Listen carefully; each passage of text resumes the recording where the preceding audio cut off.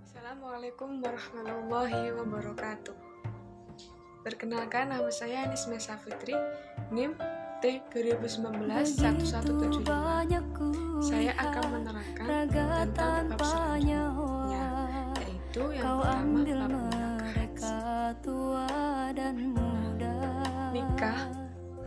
Berasal dari bahasa Arab yang bermakna al-wad'u dan ad-dhamu wa tadkhulu, dan juga bermakna ad-dhamu wal jam'u, yaitu yang bermakna bersetubuh, berkumpul, dan akad. Nah, kata nikah itu asli syar'i dan Al-Quran yang diadopsi oleh bangsa Arab dan menjadi kebiasaan bagi umat muslim untuk menyebut perkawinan. Nah, nikah sendiri itu sangat dianjurkan oleh agama Islam loh, dan telah dijelaskan di dalam surat An-Nisa ayat 3. Coba cek di Al-Quran masing-masing. Nikah itu berdasarkan kondisi dan situasinya bisa berubah hukumnya.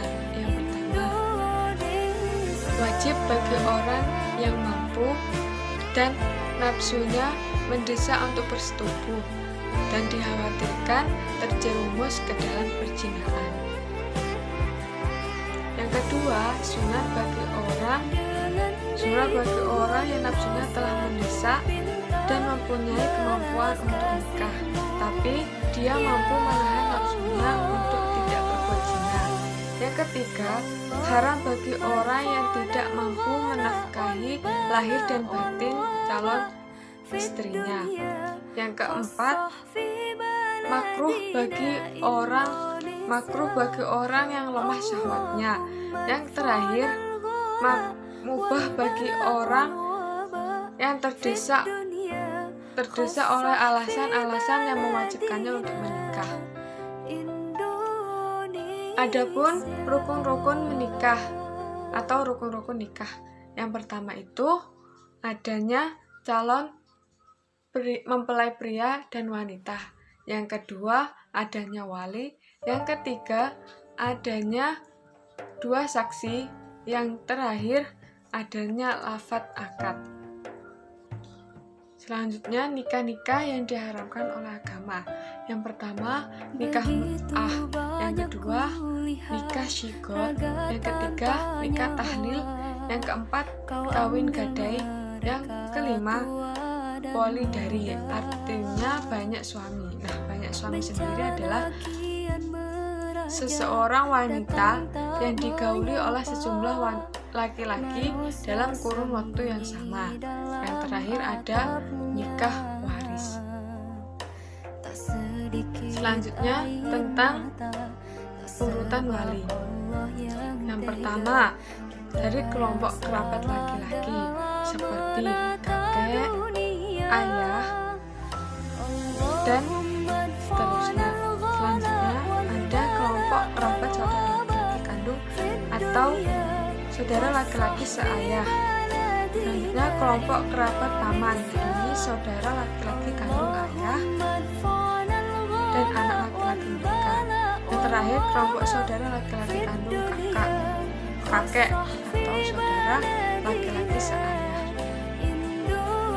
Nah, selanjutnya tentang muharramat. Nah, muharramat ini merupakan suatu istilah yang ditujukan untuk menyebut wanita-wanita yang diharamkan untuk kita nikahi. Yang pertama ada wanita-wanita yang diharamkan selamanya untuk dinikahi, yaitu berhubungan dengan nasab. Yang kedua, berhubungan dengan perkawinan musyaharah. Dan selanjutnya yang berhubungan dengan sesusuan. Nah, yang kedua ada wanita-wanita yang haram dinikahi untuk sementara. Yang pertama ada wanita yang bersangkutan masih terikat dalam perkawinan dengan orang lain. Yang kedua, wanita yang masih dalam masa iddah. Yang ketiga, wanita yang kafir yang belum masuk Islam. Yang Yang keempat, wanita, adik kandung, bibi, keponakan dari istri, seayah atau seibu. Dan ada wanita yang telah ditalak 3 kali. Selanjutnya tentang mawaris. Nah, mawaris sendiri merupakan jamak dari miras, yaitu harta. Yang berarti harta yang ditinggalkan oleh orang-orang yang telah meninggal. Nah, untuk itu warisan harus memiliki beberapa syarat. Yang pertama, adanya orang yang mewarisi atau mewaris. Yang kedua, adanya harta. Yang ketiga, adanya ahli waris. Yang keempat, tidak adanya penghalang-penghalang yang memusakai. Selanjutnya, sebab-sebab mendapatkan warisan. Yang pertama, adanya hubungan kekeluargaan. Yang kedua, adanya hubungan perkawinan. Yang ketiga, adanya kegiatan seseorang memerdekakan orang lain dari perbudakan. Dan juga ada sebab-sebab penghalang menerima warisan. Yang pertama, perbudakan. Yang kedua, pembunuhan. Yang ketiga, kekafiran. Nah, makanya itu kita jangan sampai melakukan hal itu, karena bisa menyebabkan kita tidak mendapatkan warisan. Selanjutnya ada beberapa ahli waris dari golongan perempuan dan laki-laki. Nah, dari ahli waris golongan laki-laki ada anak laki-laki dari anak laki-laki atau cucu. Yang ketiga, bapak. Yang keempat, kakek dari pihak bapak. Yang kelima, ada saudara laki-laki seibu sebapak. Keenam, saudara laki-laki sebapak saja. Ketujuh, anak laki-laki saudara laki-laki yang seibu sebapak. Yang kedelapan, anak laki-laki dari saudara laki-laki sebapak saja. Yang 9, saudara laki-laki bapak atau paman. 10, saudara laki-laki bapak yang sebapak saja. 11, anak laki-laki saudara bapak yang laki-laki atau paman yang sebapak saja. Terus ada suami. Yang terakhir, laki-laki yang memerdekakannya atau memerdekakan mayit. Selanjutnya dari golongan perempuan. Yang pertama, anak perempuan. Yang kedua, anak perempuan dari anak laki-laki, dan seterusnya ke bawah. Selanjutnya ada ibu. Terus ada ibu dari bapak, ibu dari ibu, saudara perempuan yang seibu sebapak, saudara perempuan yang sebapak, saudara perempuan yang seibu, dan istri. Yang terakhir, perempuan yang memerdekakan si mayit. Nah, itulah penjelasan dari mawaris. Dilanjutkan bab selanjutnya, yaitu bab muna, adalah bab muamalah. Nah, muamalah ini ialah jual beli. Jual beli atau buyu itu adalah suatu kegiatan tukar menukar barang dengan barang yang lain dengan cara tertentu, baik dilakukan dengan menggunakan akad maupun tidak menggunakan akad. Intinya, antara penjual dan pembeli telah mengetahui masing-masing bahwa transaksi jual beli berjalan dengan sempurna. Selanjutnya ada rukun-rukun jual beli. Yang pertama, adanya penjual dan pembeli. Yang kedua, adanya uang dan barang yang dibeli. Yang ketiga, lafaz, ijab, dan kubul. Selanjutnya saya akan menerangkan tentang riba.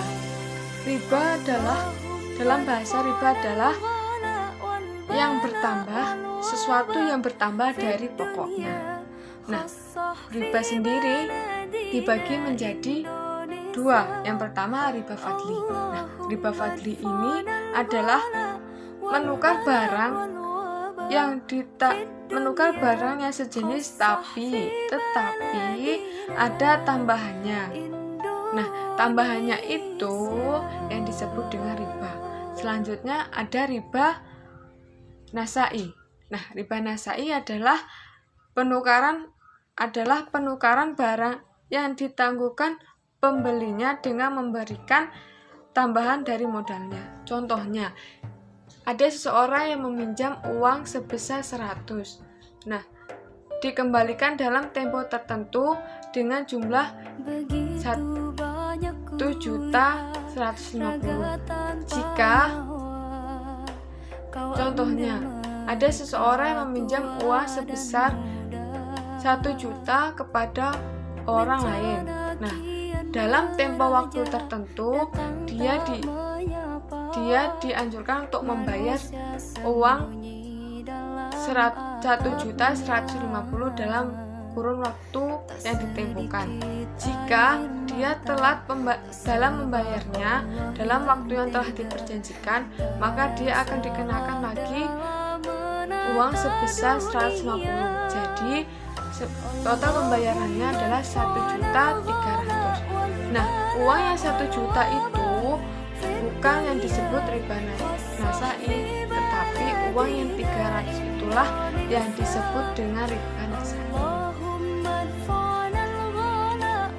Nah, itu saja yang bisa saya jelaskan tentang muamalah atau jual beli. Semoga bermanfaat. Jika ada salah kata atau pengucapan, saya minta maaf sebesar-besarnya.